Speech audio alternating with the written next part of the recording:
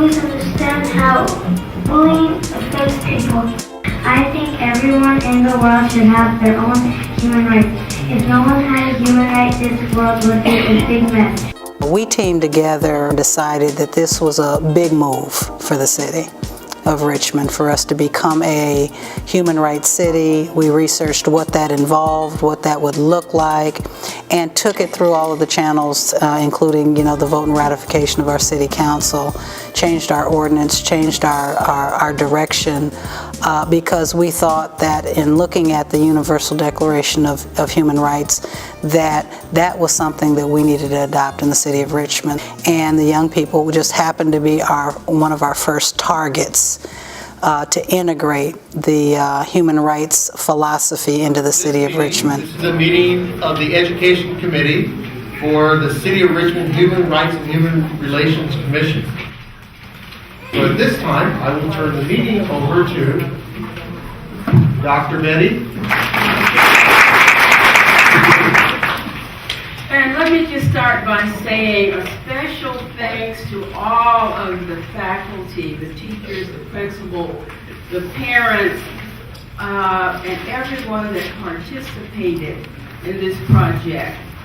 The whole idea is to have the students really take an inward perspective of what it means. Dr. Betty chairs the Education Committee of our Human Rights, Human Relations Commission, and she's taken our Education Committee to an entire different level. Dr. Betty Burris Wright, she truly does care about education. Whatever needs to be done to bring these young people along, she's there. The United States of America, and to the republic for which it stands, one nation, under God, indivisible, with liberty and justice for all. Here with the Human Rights Commission, one of the things we're doing, we are partnering with the schools to just add another dimension to these children's lives so that they have something to think about. On December 10, 1948, the General Assembly of the United Nations adopted and proclaimed the Universal Declaration of Human Rights. This declaration guarantees the right of all people and encompasses a broad spectrum of economic, social, cultural, political, and civil rights.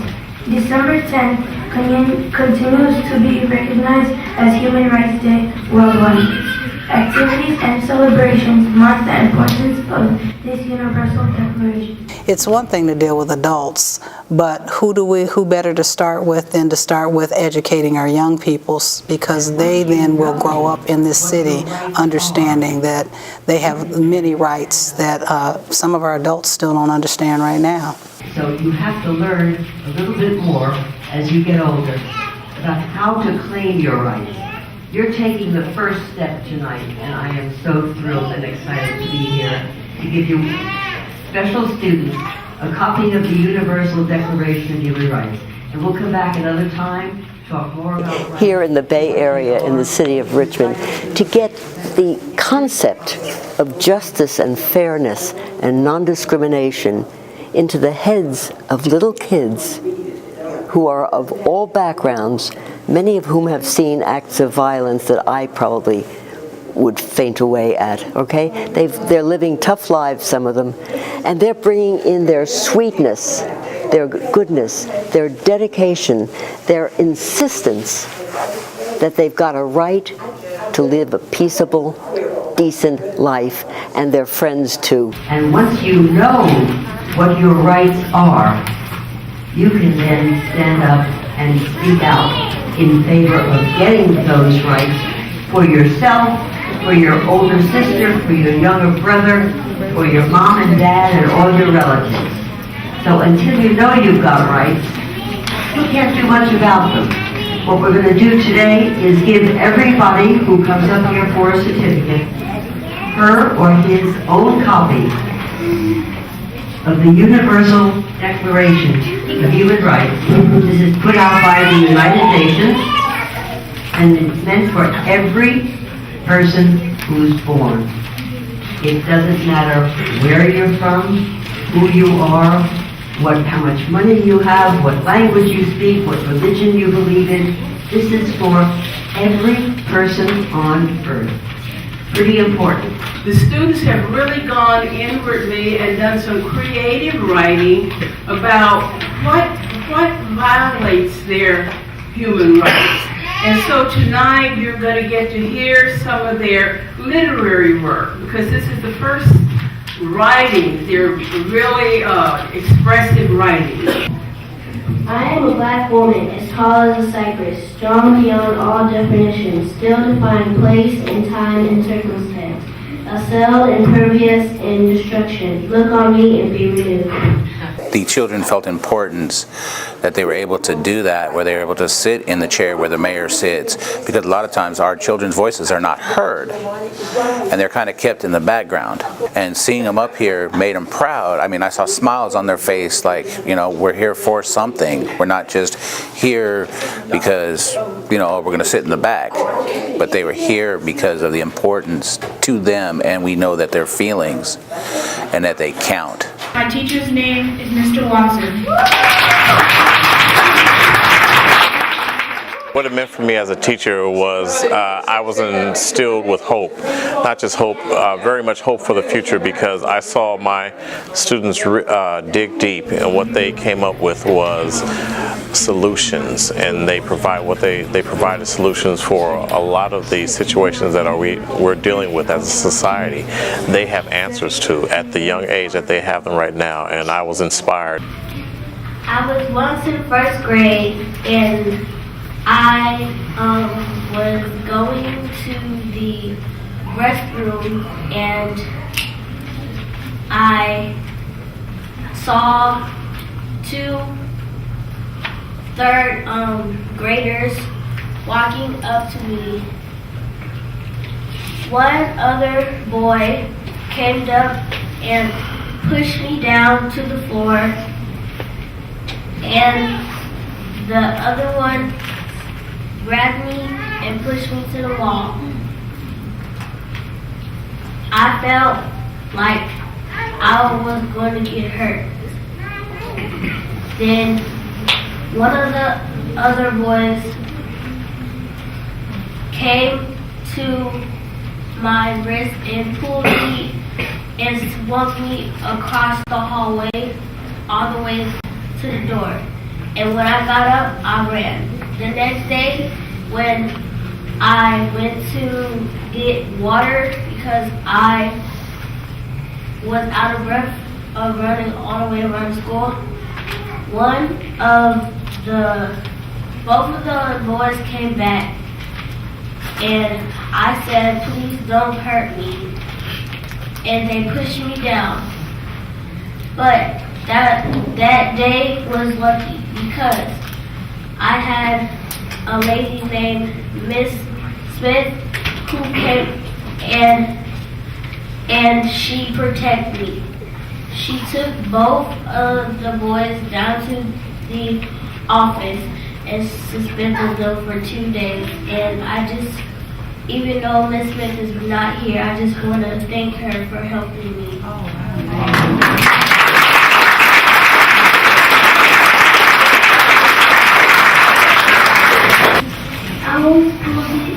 I was bullied in school. Luckily, I didn't get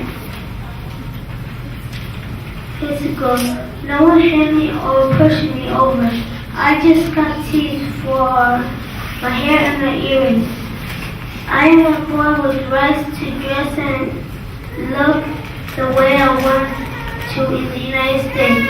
I don't think bullies understand how bullying affects people. This is how I got most of my insecurities. I didn't make many friends in school because I was extremely self-conscious. In the way that I am, and if I had a way, I wouldn't have spoken to anyone. Not because I am mean and horrible. I was just hurting inside, and it made me a quiet person. I still am. I think the bullying made me even shyer, which I am overcoming. I'm coming out of my shell. It has made me nervous being around students. These days, as I'm worried they will do the same.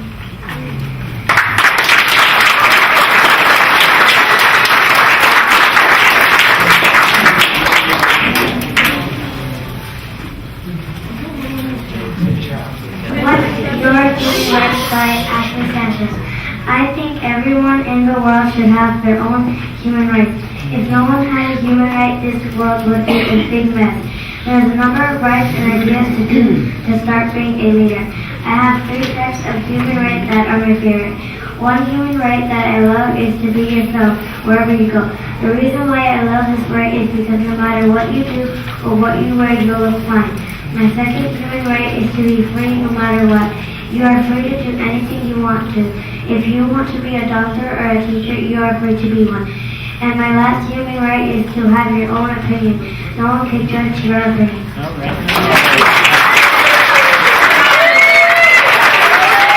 Human rights are important for 8 awesome reasons. First, human rights are important because they enable you to be free. Second, human rights are important because they give you the ability to be proud of the skin tone you have. Third, human rights are important because they give you, because they let you have friends that are a different skin tone of yourself. Fourth, human rights are important because they give you the right to live wherever you want to live. Fifth, human rights are important because they give you the right to not be bullied or judged because of your size or race or skin tone. Sixth, human rights give you the right to be free and also to be yourself. Seventh, human rights are important because they give you the right to go anywhere you want to. Eighth, human rights are important because they give you the right to have a home. Hi, I'm Tiffany from Cesar Chavez Elementary. What has happened to me? Lately, you hear many cases of anxiety and or depression in teens. Today, 5 to 8 times as many high school students and college students meet the criteria for a diagnosis of major depression and or an anxiety disorder as was true half a century ago.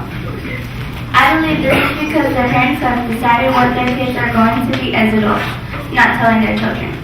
They have the freedom not to worry about living a life doing something they don't want to. Us as kids deserve to be what we want.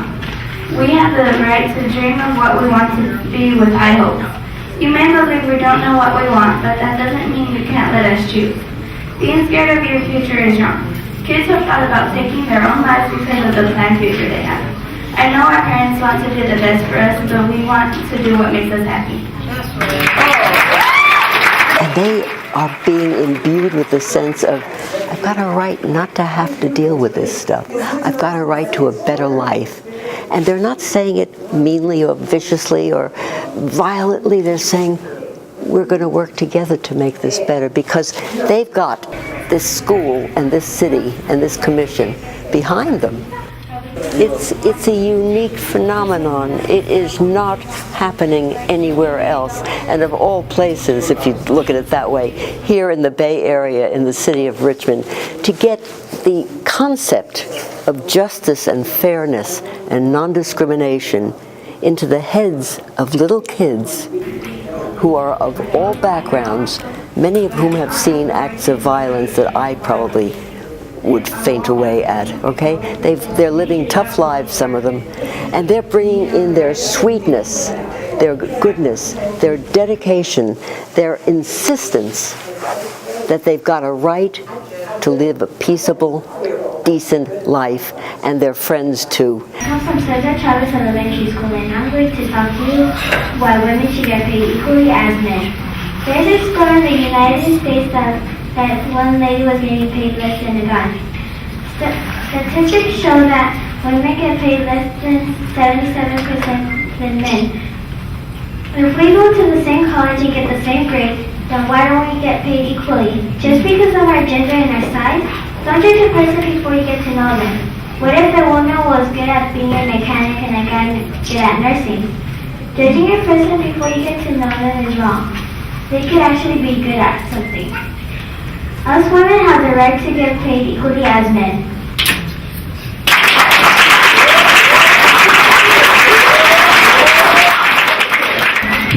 the right to not be bullied. They shouldn't be bullied because of their features, because everyone is like someone. A bully doesn't have the right to bully anybody because people have rights. If you are bullied, you should really tell somebody. You should be able to go to school or work confident. You shouldn't be scared to go to a place thinking that the bully might be there. You should always stand up for yourself and tell the bully you don't like being bullied. This evening I'm going to be talking about starvation. Did you know that there are kids in the world starving? Well, there are, a lot. Well, what can we do about it? It is our right to have food to eat. You would not like to starve. Neither the people who are starving right now. We want everyone to have a meal. Everyone here has the right to have food. How can we fix this problem? Well, one way is for us not to waste food we eat. We want everyone not to starve. Let's help every person who is starving. We want everyone to have a meal and be happy. Remember that the food you waste could go to someone else. Thank you.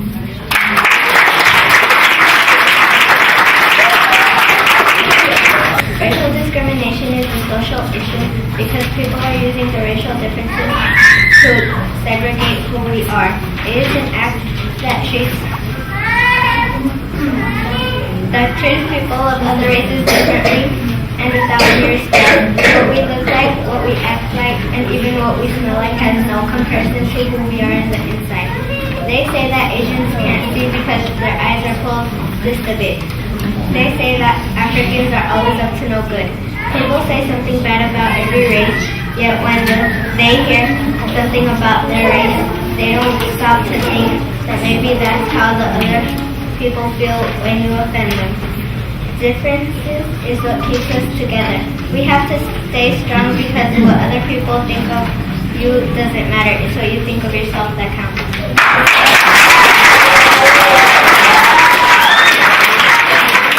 Do you know how many sports disabled people can do?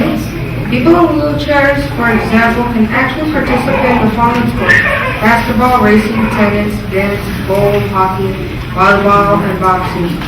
I bet you have not seen or heard of it before today. I'm sad that people who are disabled are not given a lot of chance to play sports. Even if some is on a wheelchair, they can still try to use their arms to play sports if they want. They need our support and encouragement to achieve their goals. I believe that they have the right to have places where they can practice have the right to proper equipment, coaches and trainers, and opportunities to join competitions. We need to allow them to try until they become the best they can be. I'm going to call up my special guest, Donna Contra, MD, who is a human rights advocate in her own way. She's working with a project in India, the Forgotten Faces of AIDS.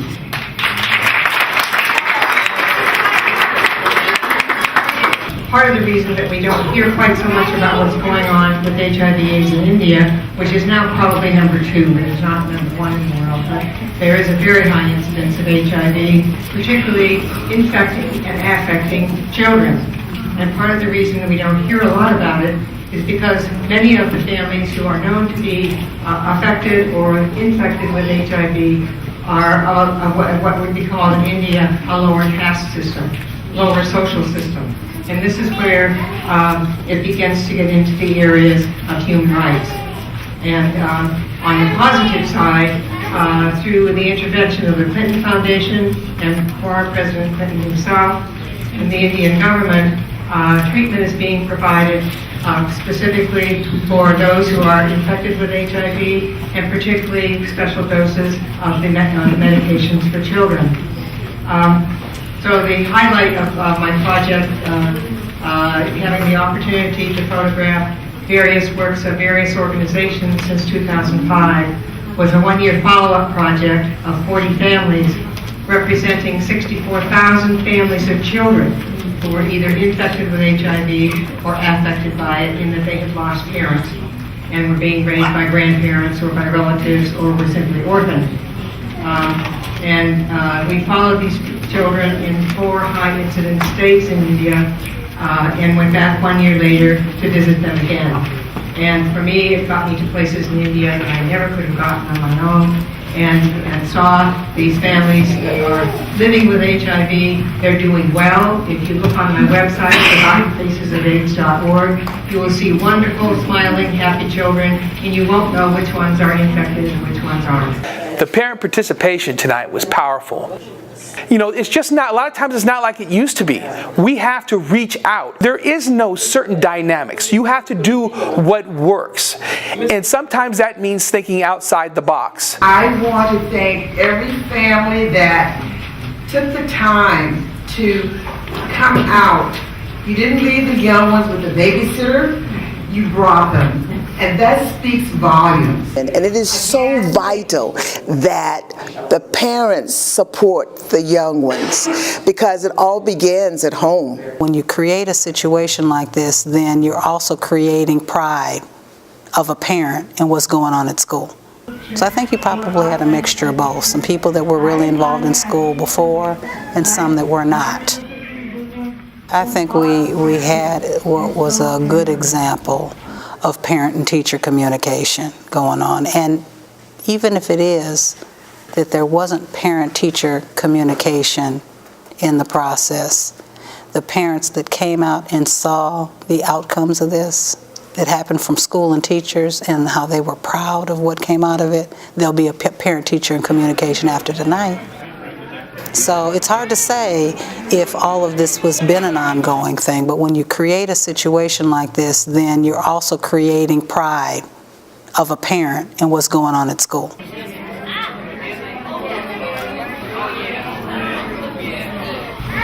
I talk about why racism isn't funny, does anybody know what racism is? If you don't know what racism is when you judge someone about their skin color, race, or even how they look. Do you think that racism is funny or not? I strongly believe that racism isn't funny. Racism isn't funny because you could hurt the person's feelings, which is a bad thing because some people might isolate themselves from other people, which can also lead to suicide. Racism is a form of bullying because you hurt someone verbally. People judge you by your look, accent, culture, and how good you're at something. If you're a victim. This is our first year engaging in this project, and I am so pleased to be involved. I want to thank the Commission for seeking Steve out as a partner. We will continue to partner with you, so please do not forget us. Also, I want to thank Mr. Mayor and the other teachers who were so passionate. Seeing the great turnout of all these parents and the community outreach that we did tonight, and just hearing all these different topics. I heard immigration, I heard domestic violence issues, I heard bullying issues, I heard LGBT, I heard fair employment, I heard homelessness. And they're just so brave, these girls who had, the girl who was bullied in the corridor by boys once, then twice. She has the courage to stand there and say so. I'd be shaking. She has courage, and she can go anywhere with that. When one girl was talking about domestic violence, I looked at the woman standing behind her. I don't know if it was her mother or her aunt or what. I said to myself, that woman standing behind the girl talking about that woman has experienced domestic violence. Oftentimes kids are wanting to express themselves, but they don't have the appropriate format to do so. I asked the students to talk about something that they were passionate about, and they chose their own topics. This is really, really important. We did start at Chavez 3 years ago, and it's now growing, and we're just really, really proud of the children, but we're really proud of the parents because it takes all of us to help and educate them. Solo quiero darle las gracias a los niños porque son unos niños muy, muy magníficos, pero también sin el apoyo de los padres no podríamos hacer este tipo de trabajo. Muchas gracias. I've been with the city now almost 32 years, and what I see in the audience tonight is the future of this community. And if the students are able to continue in the same manner that they began here tonight, then the future of the city this community is in very good hands. You know, I work with teachers during the day, I work with principals during the day, and I know how hard you guys work. And for you to take the time to be here with these kids, it says so much about where your hearts are. I think that it's really important to have this forum, you know, the Human Rights Council. It shows students that it's not an isolated issue, that bullying is not isolated, that it's an extension of a greater issue regarding human rights and how people treat each other and the values that we have as a society. So it's really important work. It's extending what we do in schools around bullying, but it also empowers our children to see themselves as leaders in the community. For the women and men in this city who have brought this to happen, I have never seen it before, and I am bound and determined to make something of it both at Congress when I go to advocate on the Hill.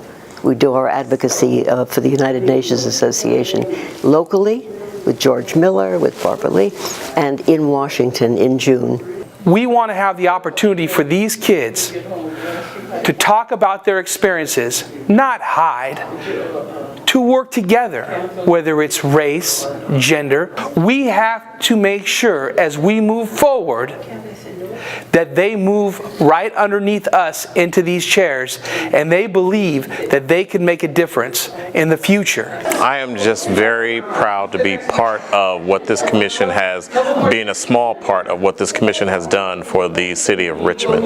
They brought together the community and in a way that the community is able to show just how much they care. Tonight I think it just showed us the importance of working together with families, with the community, getting everybody involved in the process of coming up with solutions to a lot of the social issues that we're dealing with in the community and in schools. And it really shows us the importance of coming together to find solutions to our issues. If this country, as messy as we've gotten, has any hope, it's on bringing up our leaders of the future with decent standards of fairness and justice and equality and non-discrimination. Wrap it all together under the heading of human rights or whatever you want to call it. It's alive and well here, and I just want to keep pouring more water on it.